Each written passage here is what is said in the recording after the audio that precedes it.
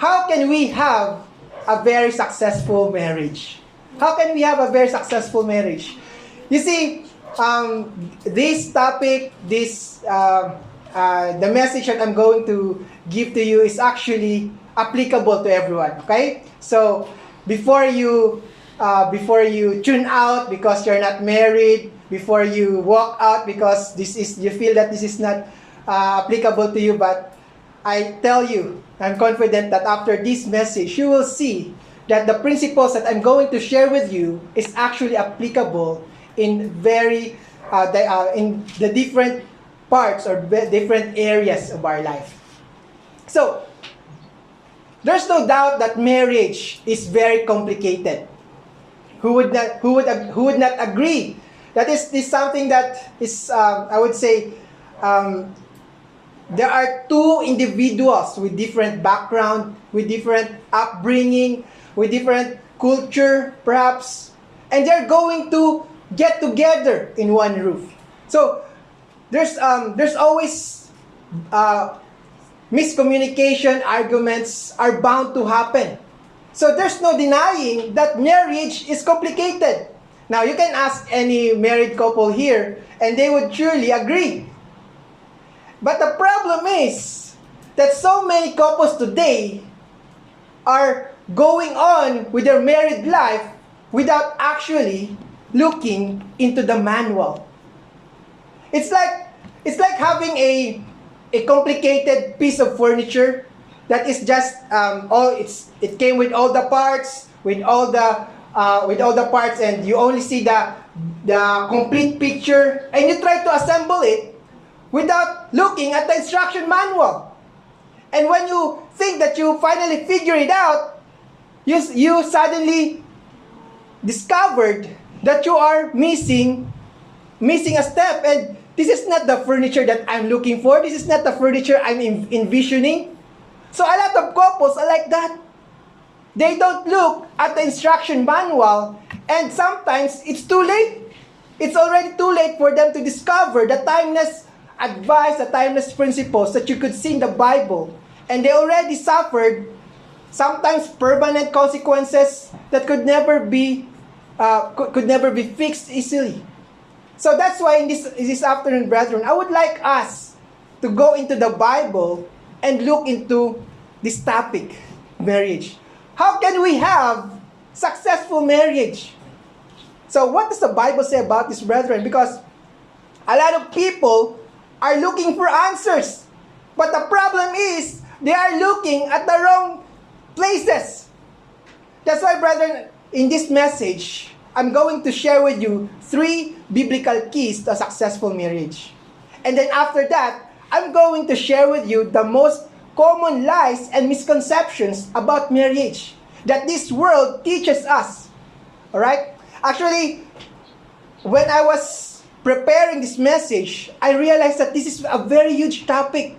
It's impossible to cover everything in just one message.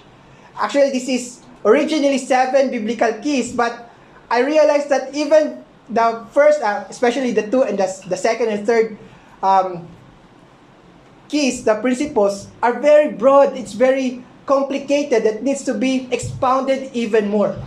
So, if you want to have a successful marriage, brethren, both today or in the future, for those who are planning or those people who are thinking about this in the future, then I would tell you, listen closely. Because what I'm going to tell you, what I'm going to share with you, this message, is going to dramatically revolutionize your married life. Okay? Alright, so, this is the first one, brethren. Biblical key number 1 is prepare for marriage. Okay? Prepare for marriage. A lot of people think that, I'm going to prepare for marriage when I'm about to have a relationship. Or maybe they would say, I'm going to be married in 6 months, so I'm going to prepare for my marriage. Well, that is wrong, brethren. Actually, you prepare for marriage long before you get into a relationship. Because what you are right now is going to affect what you will be in that marriage. those things are the things that you are going to bring into the marriage. That's why it is very important that you prepare long before thinking about this.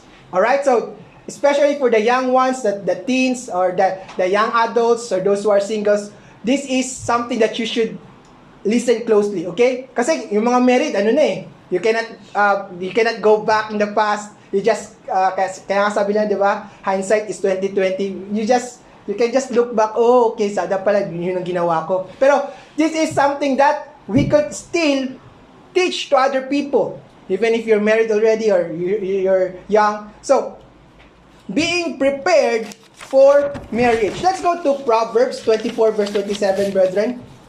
Proverbs 24 verse 27. Is it true that we really need to prepare for marriage? Well, let's go to Proverbs 24 verse 27. It says, prepare your outside work. Make it fit for yourself in the field, and afterward, build your house. So, there's a certain sequence, a proper planning, and a proper preparation for those who are planning to get married. Now, this is something that we should all remember, brethren. That when we get into a relationship unprepared, it's going to lead to a lot of heartaches.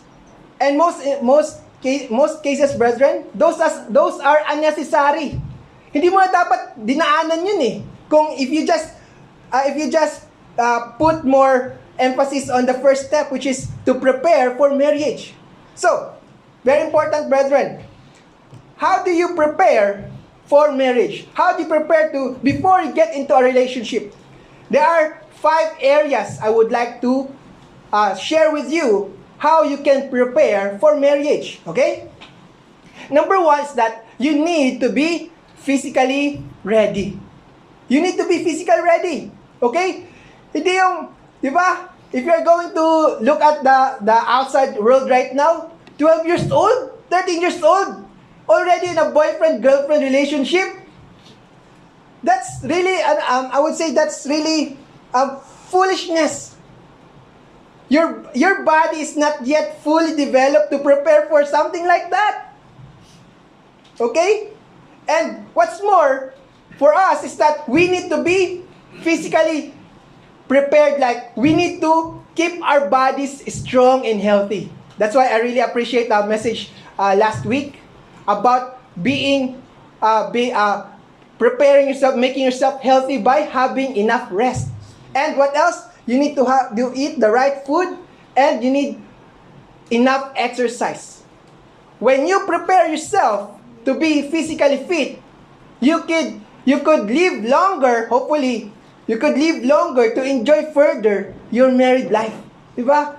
Sad to say that a lot of people right now, even just mga teenagers, young people, young adults, they are already obese. They are already out of shape. And those things could actually, potentially, hurt your marriage. Okay, so that's the first one. We need to be physically ready. Okay?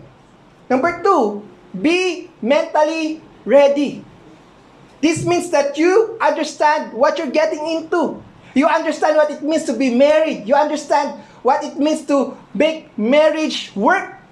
So this means that you took the initiative to research, to read the Bible, to read books about marriage. You talk to your pastor about it. You talk to someone who is knowledgeable about this subject. So you become mentally ready. You know the purpose of marriage. Number 3, be emotionally ready. Emotion. You see, brethren, being emotionally ready is being mature in your emotion. Married life involves ups and downs. Grabe. If you are married, you would really agree with me na sometimes, example lang. So, sometimes your spouse could be very happy. Very happy in one moment, tapos bigla, mawawala sa mood. Sometimes, you would joke around and your wife or your spouse would laugh. Tatawa yan. Pero minsan, pag mag-joke ka, magagalit. So, You need to be emotionally ready to handle those things, those small things. And you need to be able to regulate your emotions and communicate effectively and resolve conflicts. Those are the things that would help you to be emotionally mature in your thinking. Okay? Number 4, be financially ready. Ayan. Very important. Be financially ready. Now, what amazes me is that so many people right now get into a relationship without even having the means to support a family. Look at the young people right now, 15 years old, 16 years old, wala pang mga trabaho. Nagbo-boyfriend, girlfriend na, tapos yung pinagdi-date, pera ni mama at papa. Yung pinagbibili ng flowers, hindi naman sa kanila. Is that someone who is financially ready for a relationship? Kaya kayo mga the young ladies here, think twice before someone would court you. Think about it. Ito bang taong to, kaya na ako buhayin ito? Diba? But now, I'm not saying that you should already be rich. Dapat mayaman muna ako bago ako mag-asawa. Now, I'm not saying that. My point is that you should have at least a stable job to support your family. Diba? Kaya nga, minsan, some people will discourage you. Sabi nyo, masyadong mahal ng bigas, huwag ka na mag-asawa. Tapos, inantay mo, tapos next year, mas mahal na. Tapos, sunod na naman na taon, mahal na. So, wala na. Hindi ka na magpapakasal kasi mahal na lahat ng mga bilihin. So, that is not the right mindset. We need to do our part to be financially ready so that God will bless us. Okay? You see, brethren, I took the liberty to look into the benefits of marriage. Okay? Kasi marami nagsasabi na, alam mo, ayoko na magpakasal kasi masakit lang sa ulo yan. Masakit sa bulsa, it's very risky. I don't want to get married. But you know what, brethren? That married people, on average, nabasa ko sana sa research, on average, they live longer by at least 2 years compared to their single counterparts. Okay? And then what they say is that married couples are healthier generally, according to the statistics. They are healthier and they are wealthier. Mas mayaman, those people who are married are more financially stable than those who are single. Now, I'm not saying na magpakasal na ako para yumaman ako. Hindi that's not my point. Okay? Magpakasal na ako para mas lumusog ako, para maging healthy. No, that's not my point. The point is that getting married is actually beneficial to you. And if you ask a lot of married couples right now, they would tell you that they find more fulfillment in their lives right now because they are living not just for themselves, because there's a higher purpose in their existence now. Kasi meron silang anak, meron silang asawa.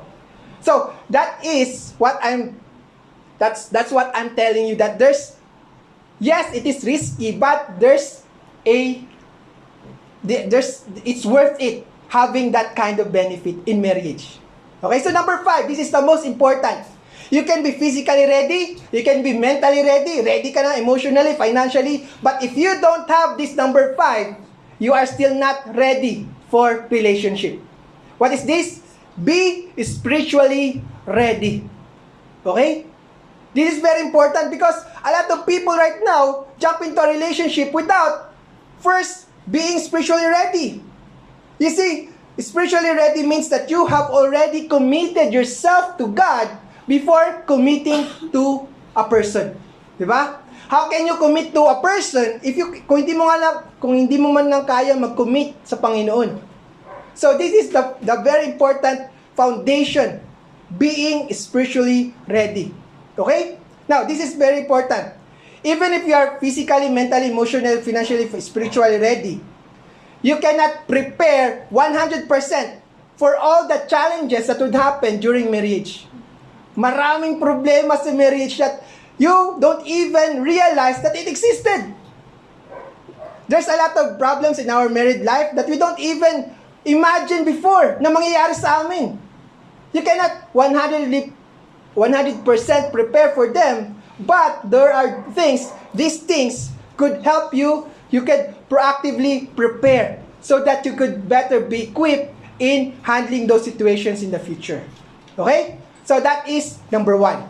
Biblical key number one is that we must be prepared for marriage. Okay? Number two. Biblical key number two. Now this is something controversial, especially in our society right now. It says, biblical key number two is that wives, submit to your husbands. Wives, submit to your husbands. When God created man and woman, along with it, God also defined the roles of each gender. Now, a lot of people would say, why should the wife submit to the husband? Hindi na yan, old fashion na yan. Ngayon is women empowerment. Dapat empower natin yung mga babae. Dapat sila, they are equal to the men. They are not inferior. Now, this thinking stems to the wrong understanding of biblical concepts. So that's what I want to share with you today. The problem with our society today is that they try to make genders fight with each other instead of complementing each other. Diba? Lagi nila sinasabi, the battle of the sexes. See who is better, the man or woman? But actually, God is the one who designed our anatomy, our physiology, our thinking. He was the one who designed that man and woman would complement each other. It's not about competing with each other. And because of this mindset, brethren, when a woman marries another man, he kind of bring this thinking into the relationship. Kaya nagkakaroon ng problema. So, what does it really mean for the wife to submit to the husband? So, let's go to Ephesians 5:22. You see, God prescribed a specific structure in the family relationship. Okay? Kasi kung wala yan, it's going to be chaotic and it would be confusing. Even in the family of God, there's a structure, there's a hierarchy of authority. Diba? Yahweh the Most High is the one who is higher than Yahshua. And in the family, there's also a hierarchy of authority. Let's go, Ephesians 5:22. Basahin ko lang. Wives, submit to your own husbands as to the Lord. For the husband is the head of the wife, as also Christ is head of the church. He is the Savior of the body. Therefore, just as the church is subject to Christ, let the wives be to their own husbands in everything. Now that's 22 to 24. Look at this, brethren. Wives, submit to your own husbands. If you look into the Greek word of the word submit, it is hopotasso. Hopotasso means to subordinate, to obey, to be under obedience, to put under, to subdue, to subject, to put into subjection, or to submit yourself unto. Now, because of the misunderstanding of this verse, men could use this verse as a way to oppress and abuse women. On the other hand, women can use this verse as a way to disobey their husband. Let me show you. Okay, let me show you this. What does it mean for wives to submit to their own husbands? Number one, wives must recognize the authority their husband over them. The moment you get into a marriage relationship, you are actually allowing your husband to rule over you. Kaya nga, di ba? They change it is the wife who changed their family name and adopt the family name of their husband. That is one way to show you that it is actually the husband or it is the wife that is actually who needs to be subdued. Now, when you get married to your husband, it means that you are now part of a team. And in that team, you are not the leader. The leader is your husband. In the same way, brethren, when you submit to yourself to God, you obey to God, di ba? Because you submit under His authority. When you submit yourself to the police, you obey the rules. When you submit yourself to the employer, your boss, you also obey what your boss has tell you. In the same manner, brethren, when you submit to your husband, you obey. Now, this is very important, brethren, because number 2, wives must understand what it means to submit. Now, there is this one confusion that comes into the mind of a lot of people. This word, it says that, as to the Lord. Wives, submit to your own husbands, as to the Lord. Now, some people think that this phrase means that wives should obey their husbands just like they obey God. Okay? So that's why some men would tell you that, oh, no matter what I say, no matter what I command you, you do it. Because the Bible says that I'm the head of the household and you need to submit to me. So that is the wrong understanding. Now, for the part of the women, they think that as to the Lord means, I will only submit to my husband when he is doing the will of God. And because of that, brethren, the woman would decide for herself whether his husband is doing the will of God or not. So siya din mag-isip, ay, you're not doing the will of God, I will not submit to you. Ay, you are wrong, you are committing a wrong decision, I will not submit to you. So, these are the two wrong way of understanding this. So, what is the correct way of understanding this, brethren? The correct way is that wives must submit to their husbands as to the Lord. Meaning, it means that you need to submit your husband not just for the sake of your husband, but for the sake of submitting to God. Okay? Let me simplify it, okay, para mas maintindihan. When you, as a Christian woman, someone who is following Christ, when you submit to your husband, it is part of your Christian calling. Okay? When you don't submit to your husband, you don't just fail as a wife. You are actually failing as a follower of Yahshua. Okay? So, there are certain things in the married life where it is obvious na mali yung decision, okay? In those cases, you can actually tell your husband about it, that it is wrong, this is biblically wrong, especially if you are both in the church. But the problem is if you are not, yung husband mo or your wife mo is not a part of the churches, so this is going to be a big problem. But if you believe that those things are wrong, then you can actually agree. Okay, if you don't agree, malito, according to the Bible, so you could actually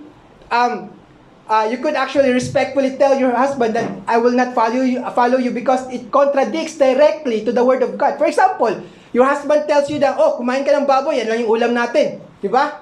You will not submit. Oh, we will go out to the beach, Sabado, yan lang yung araw na pwede ako. Diba? So, in those cases, it is obvious. But here's the case, brethren. There are certain times when both of the decisions are not morally wrong. It's not wrong, mali yung ganito. It is, halimbawa, saan mo gusto tumira? Ako gusto ko sa Davao. Diba? Ako gusto ko sa Cebu. Diba? So, it is really not morally, on the face value, it's not morally wrong. Now, as a wife, as the husband, you can take the input of your wife. Okay? You respectfully discuss with each other kung ano yung pros and cons, you weigh your options. But when it comes to the final decision, you have to submit to the decision of your husband. It's not going to become, sige, ikaw na. But deep inside in your heart, you are frustrated, you are bitter, hindi niya ako sinunod. So, when nagkamali yung husband mo, kita mo na, malinaw. Di ba?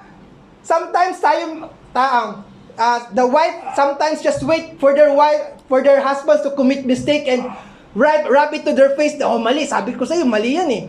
Instead of encouraging and giving more support to your husband. So you now can see what it means to really be submissive to your husband. Okay? So that is what it means. That you submit to your husband. Now, submitting to your husband is actually an act of faith. Okay? It is your way of putting your faith and trust in God's design of marriage. It's not about who is more intelligent, more capable, mas magaling ako, dapat ako yung mag-lead. It's not that. It is actually an act of faith on the part of the wife. Okay? Because this is part of your Christian calling, to submit to the leadership of your husband. And when that happens, brethren, you need to let your husband lead. Hindi yung pipigilan mo, sure ka na ba dyan? Talaga, kung may mangyaring masama, ikaw may kasalanan ha, isisisihin talaga kita. You need to be supportive to your husband, knowing that he is the head of the family. That is what it means to be submissive. Now, it's easy to be submissive when you are in agreement. Diba? But when you don't agree with each other, that's where the real test comes. Now, that's where how much you put trust in God's design. That's how it's going to be tested. How much you're going to put confidence in God's ordained natural hierarchy of the family structure. Okay? Now, thankfully, brethren, that the Apostle Paul did not just stop in verse 24. Hindi porket you think that ay safe na ako, yung lalaki, okay na, puro babae lang pala to. No, brethren, because number 2 is more important. Okay? This is what we are missing in our society today, and even in the church. Let's go to biblical key number 3. The husband is the leader of the family. The husband is the leader of the family. Now, being a leader of the family is not a position of prestige. It's not for you to show your manliness. Oh, macho ako. Mas magaling ako. Mas isog. Alam nyo yung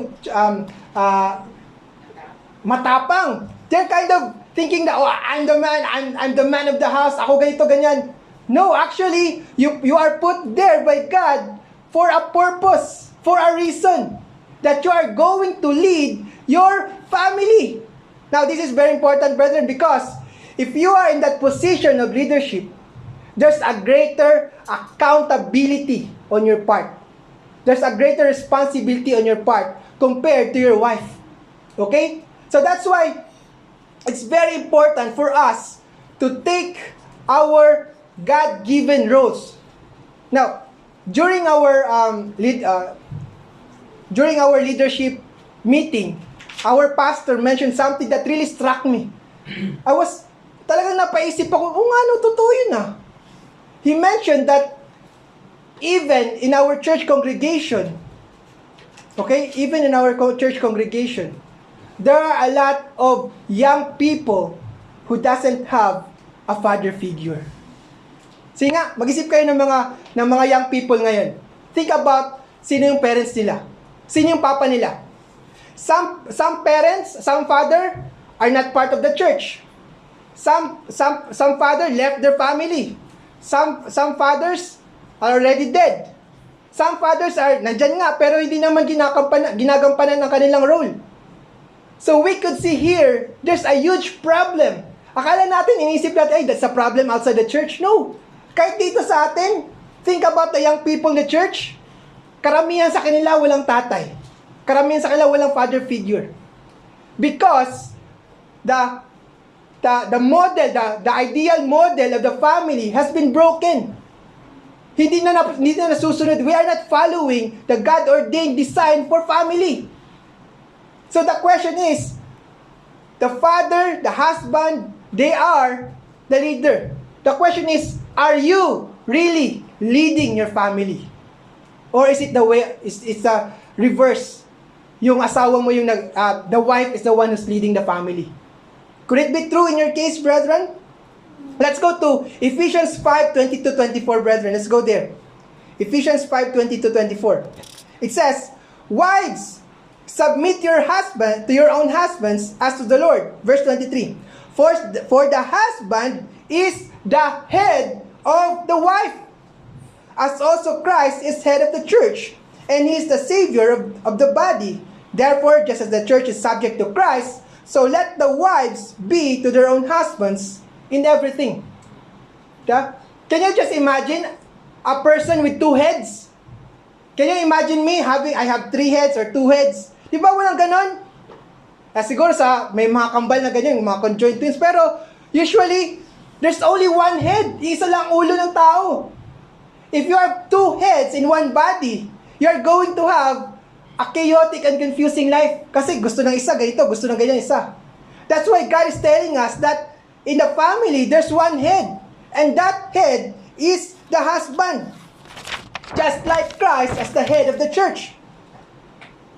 The husband should lead, but the problem is that most men right now don't want to lead anymore. Diba? They simply want to live their lives carefree. They only want to sleep, eat, and play. Sleep, eat, and play. Wala na. Some are just living in the house of their parents. Wala man lang plano sa buhay. They don't have any direction in life na ganito ang gusto ko maging,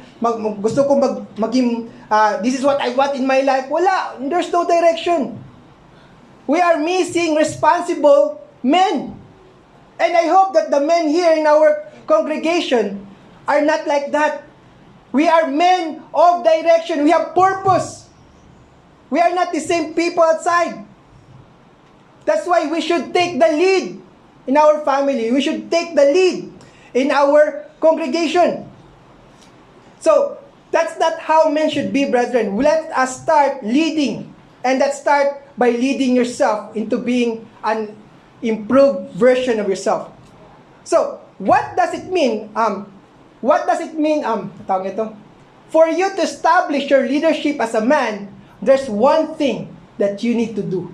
The first thing you need to do as a man. Alam niyo kung ano yun? Let's go to the Garden of Eden. For you to establish your leadership, let's read Genesis 2, verse 24. What is this, brethren? Genesis 2, verse 24, it says, therefore, a man shall leave his father and mother and be joined to his wife, and they shall become one flesh. Did you see that, brethren? Therefore, a man shall leave his father and mother and be joined to his wife. So what does it mean to leave your parents as a... nakita niyo ba yun? Sabi niya, it is the man who shall leave the father and mother.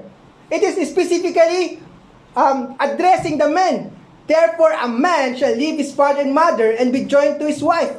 Now, it means, the first one is that the husband shall leave his father and mother physically. Okay? Physically. This doesn't imply abandoning your parents, okay? This is not what it means. It only means that you leave your parents to create your own family unit. A new family. Okay? A new family that is distinct to your previous family. And this also, it tells you that living with your parents, nakikitira ka sa yung parents, is not the ideal setup. You need to actually be physically outside of the control of your parents. Okay? So, that is the ideal setup. You need to be outside from the control of your parents. Next one. The husband shall leave his father and mother in terms of authority. In terms of authority. As a married man, you are now the leader of the family. Okay? Hindi yung parents mo pa magdidikta. Oh, ganito dito ka titira. Oh, magpapakasal ka. Okay, sa akin yan, basta dito ka lang titira. Dapat within the compound lang. That is not living out your leadership. And It is not your parents who will make the decision for you anymore. Number 3, the husband shall leave his father and mother and be financially independent. Yan, very important yan. Hindi yung aasa ka pa rin sa parents mo to hand you out money to give you sustenance. That's not how marriage works. Because if you are still being supported by your parents financially, they can easily control you. Kasi nakadepende ka sa kanila eh. O ayaw mo ko sundin, hindi na kita bibigyan ng pera. So, that is what it means. And then, number 4 is that the husband should now prioritize his family over his parents. Okay? This is very important. This means that you put more time, more energy, more resources on your family over your parents. That is what it means to leave your mother and father. Okay? Now, if you have extra, you have the ability, then you can support your parents. But in this case, once you are already in a married life, your priority is now your family. So that is what it means, brethren. So, it's not, sometimes, because we are still under the control of our parents, when you are nag-away kayo ng asawa mo, ano ginagawa? Umuwi sa parents. Nagsusumbong, Mami, Daddy, ginawa niyo sa akin to. Tapos anong gagawin ng parents? Iwan mo na yung babae niyan. O iwan mo na yung lalaki niyan. Walang kwenta. So, they are going to take sides already.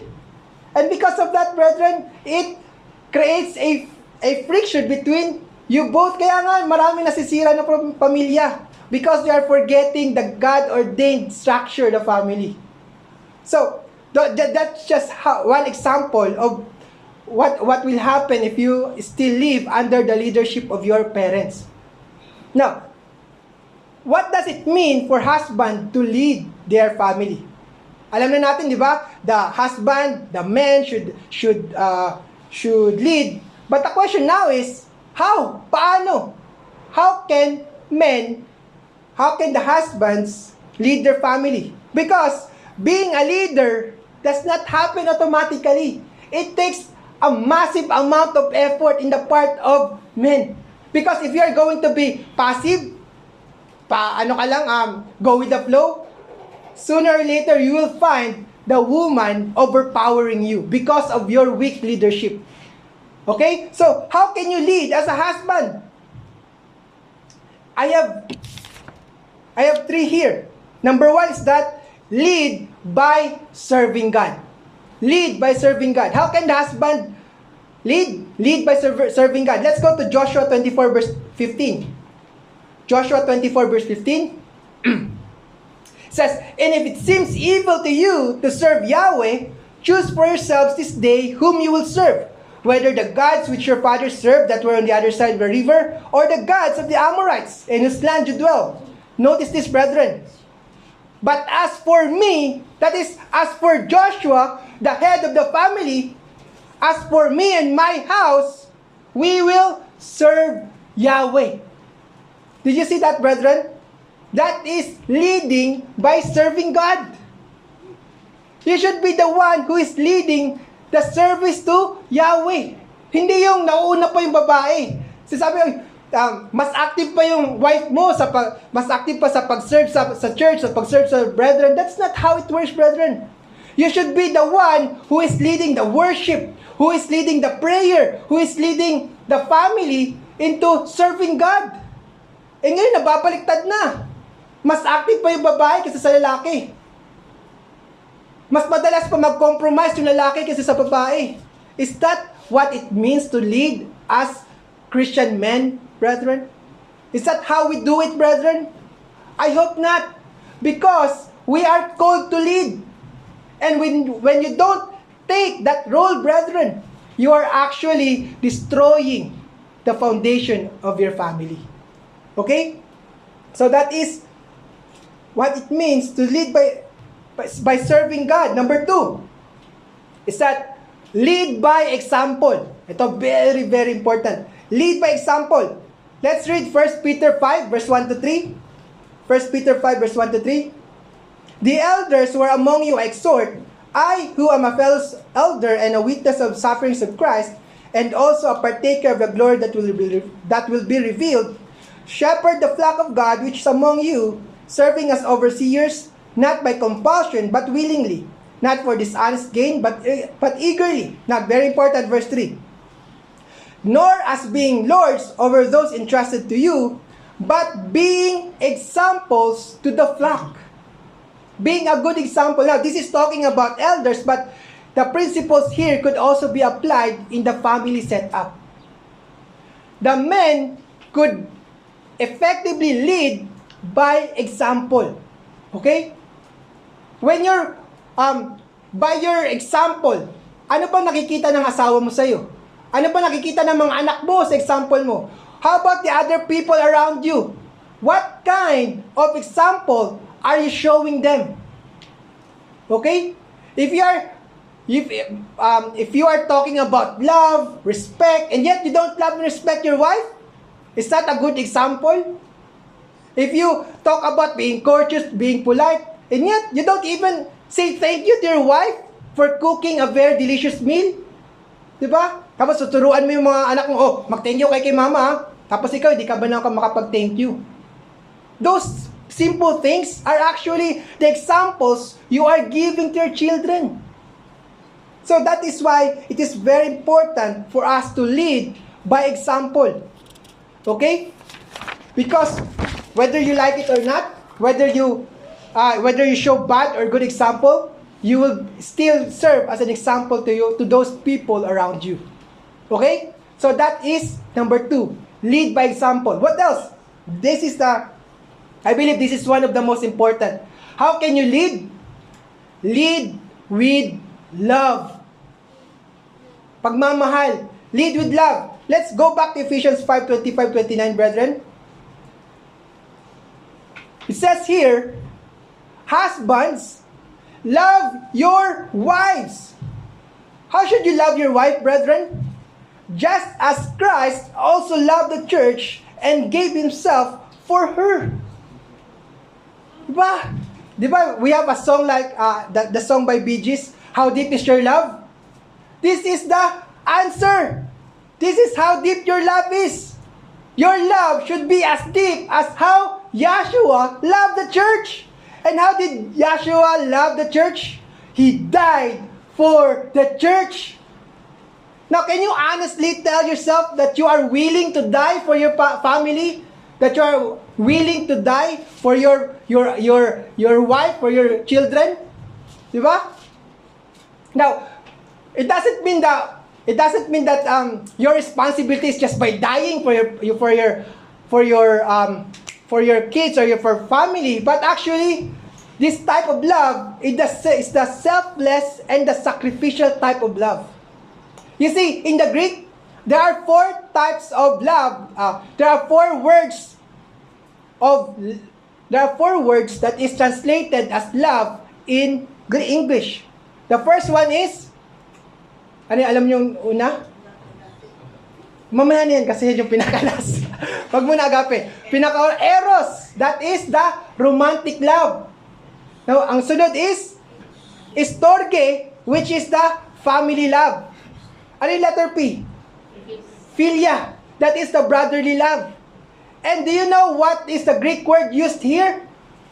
It is agapao or agape.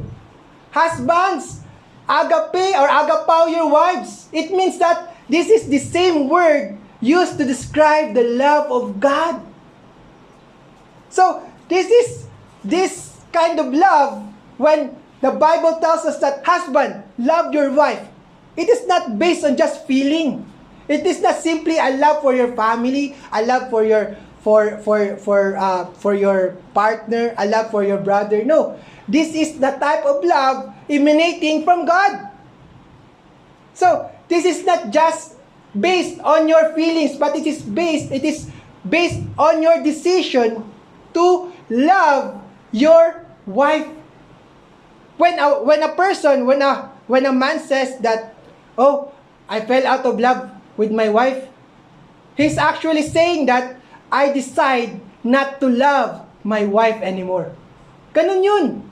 Because because loving your wife is a decision. Kasi, I will tell you, for men, alam niyo yan, that there will come a time that your wife is not lovable.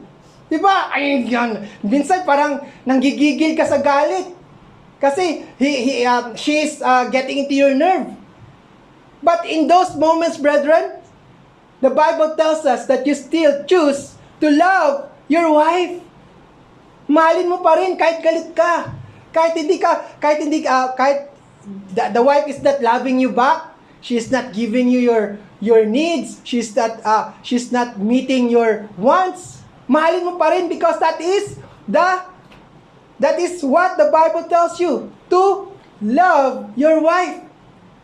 Now, the word here, it says, husbands, love your wives, just as Christ also loved the church and gave himself for her. Now, there's a purpose for you to love your wife. What is that purpose, brethren?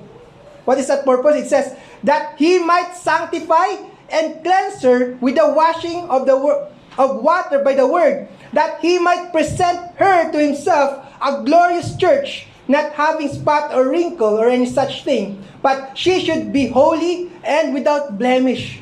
In short, you are going to love your wife so that you could help her to achieve her spiritual potential. That she would be a better child of God. Ganun yun. Now, if that's how you think, brethren, ganyan pag-iisip mo, that you are going to think about, oh, I'm going to love my wife so that I could present her to God as a holy woman, a woman without blemish. Kung ganyan lagi pag-iisip natin mga lalaki, do you think you would still have the time to hate your wife? Diba? Are you still going to be bitter toward her? Are you going to still be frustrated? Galit na galit ka? No. Kasi yan yung gusto mo eh.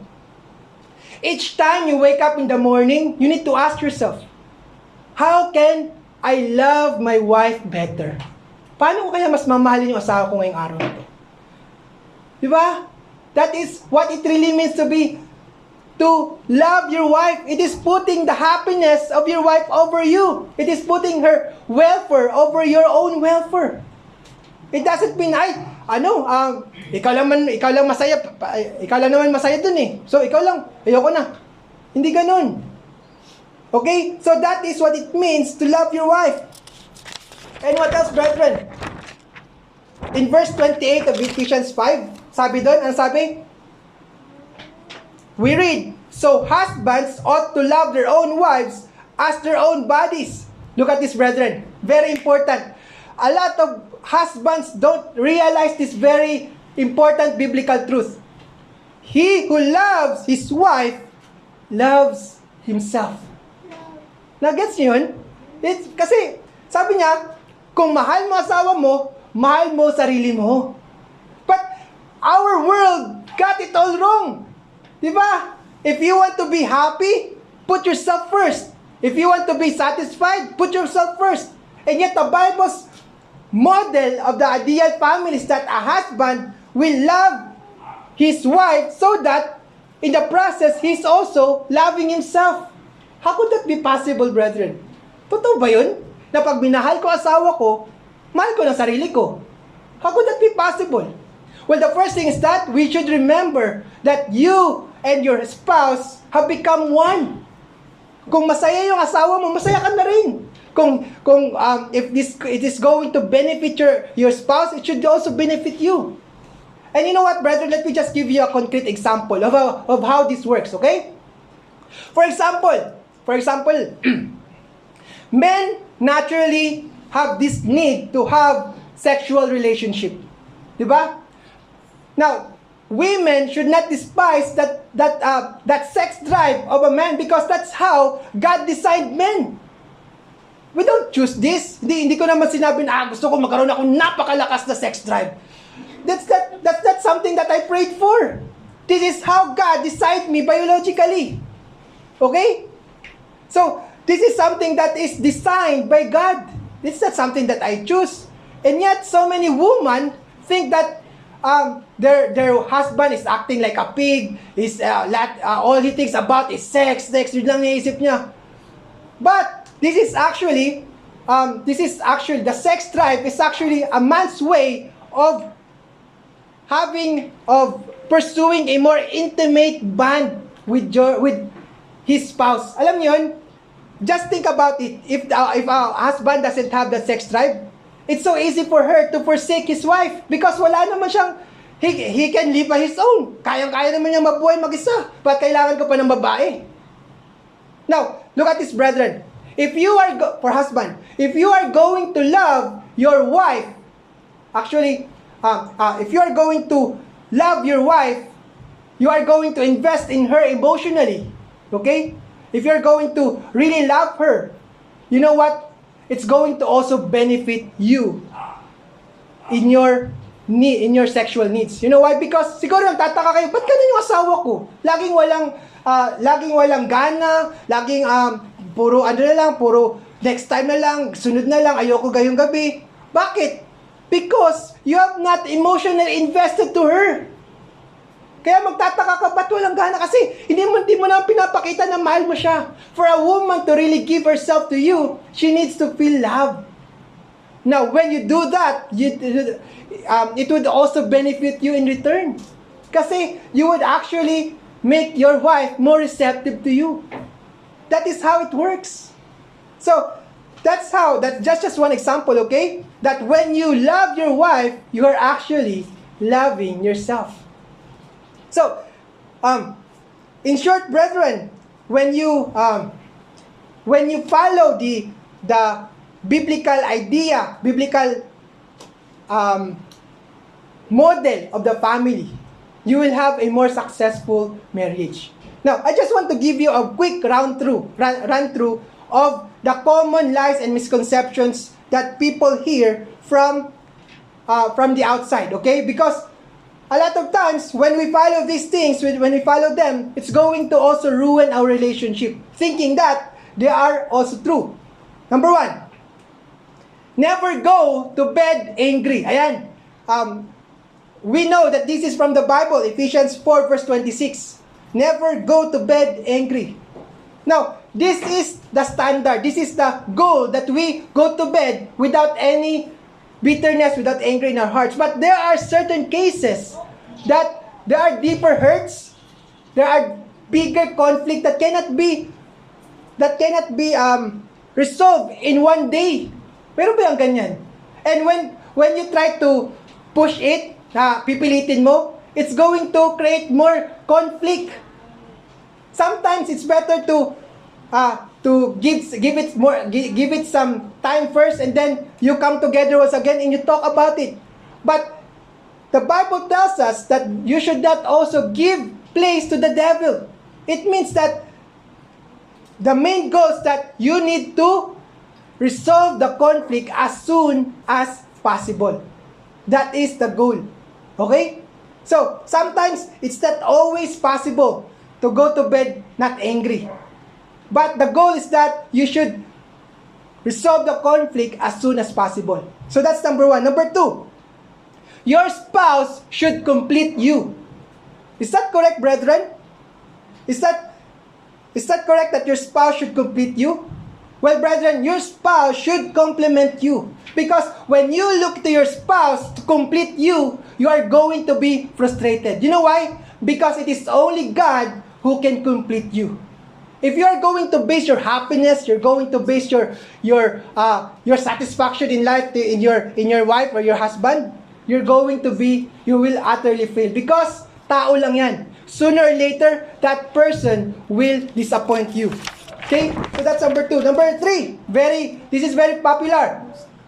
Happy wife, happy life. Yan yung lagi natin naririnig. Happy wife, happy life. Now, that is actually wrong. Obviously, that is wrong because this is actually self-centered. It is only centered to the happiness of the wife. And this is not going, in the long run, if you're just going to decide, you're just going to focus on the happiness of your wife, it's going to ruin the relationship. Number 4, never argue. Never argue. Actually, disagreements are normal in a married life. You cannot remove that because actually, after all, you are two different people. Pagkakaroon talaga kayo ng disagreement. The important thing is that you need to have a constructive way to argue and resolve conflict in a healthier manner. Number 5, marriage should be 50-50. Have you heard about that? That a marriage should be 50-50? Actually, marriage should be giving 100%.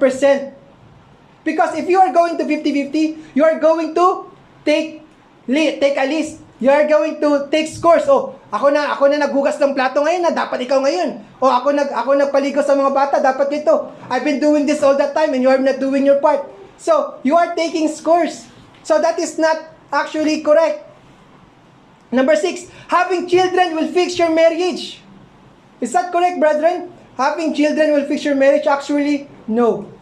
Because a happy marriage or a successful marriage is based on a foundation of having built on a solid foundation before considering parenthood.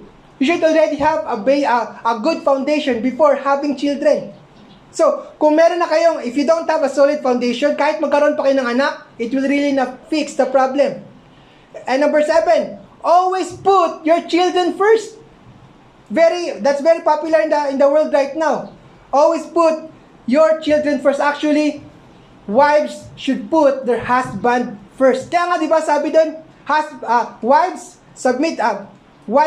love your husband first. Kasi, if you are going to forget about your husband, if he's neglected, if you don't take care of him, what will happen? The provider, the protector of the family, who is not in good shape, mawawala sa gana yan. So that's why you need to put you need to put your husband first.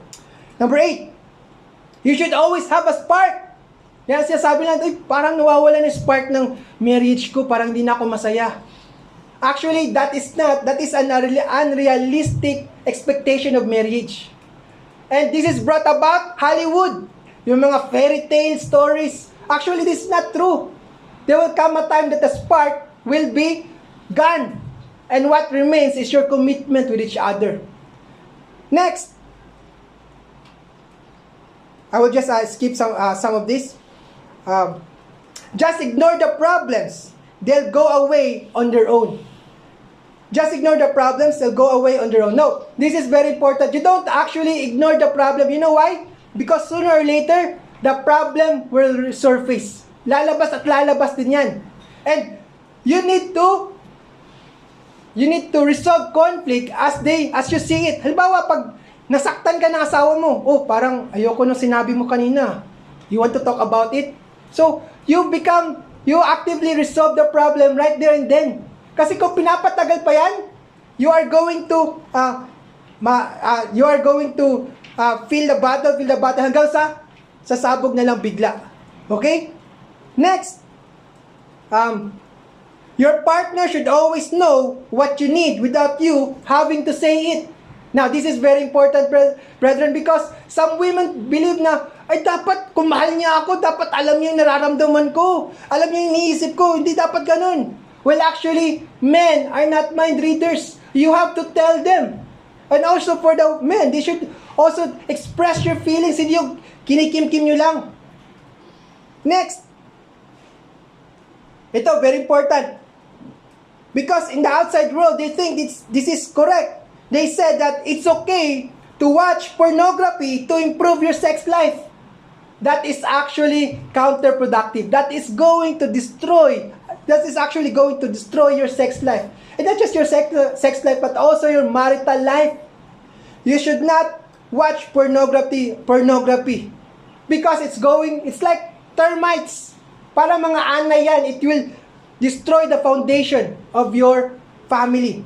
Next, you should change your partner. Now, remember, brethren, you don't have the power to change your partner. If you're going to do that, you're going to be frustrated, leading to bitterness and conflict. The power to change is in the hands of God. You need to ask for God's help to change your spouse. Okay? While you yourself is focusing on changing yourself for the better. This one, very important. they say that the goal of marriage is happiness. Is that true? That the goal of marriage is happiness? Now, a lot of people think this is true. Kaya nga, di ba, pag hindi na sila masaya, anong ginagawa nila? They leave the relationship, they leave the marriage. Ay, hindi na ako masaya eh. You ask a lot of people, ba't iniwan mo asawa mo? Hindi na ako masaya sa kanya. Is that really the goal of marriage? I have mentioned to you that the goal of marriage is actually helping your spouse reach their full potential to be prepared for the kingdom of God. That's it. That is the goal of marriage. And here's one. It says, you don't need to get married as long as you love each other. In other words, cohabitation. Have you seen that? Some people would say, ay, mahal naman kita, hindi na kailangan magpakasal. We don't need a piece of paper to prove my love to you. I already love you. But actually, if you really love that person, it would naturally lead you to the decision of marrying that person. Because you really love that person, you want to commit yourself. That is what it means, brethren. That is not correct when they say that you don't need to get married as long as you love each other. That's not true. You need to get married because it's going to show your full commitment to your spouse. Kasi kung hindi kayo kasal, it's so easy to jump out of the relationship. There's no really a solid foundation of commitment. There's no expectation eh. So, that is another misconception. And finally, the one thing I want to share with you is this. Wives should be financially independent. Ayan. A lot of people would raise their eyebrow like, really, Josh? Hindi na dapat maging financially independent yung babae? Now, let me explain this to you. Our culture today see the idea of a wife dependent to their husband as an outdated belief. Outdated na yan, hindi na yan complementary sa ating modern life.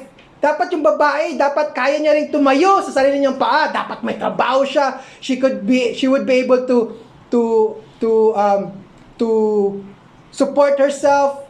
Kasi in case, di ba, pag iniwan siya ng asawa niya, kayang-kaya niya mabuhay mag-isa. That is actually what our culture teaches us today. And so many people would say, do not trust the men. Wow, do not trust them. They would eventually leave. So, kailangan dapat mag-independent tayo mga babae. Is that what the Bible really says, brethren? The problem is this, brethren. The problem is that so many people think that the mere fact that you stay in the house and take care of the family and take care of the house, they think that you are not contributing.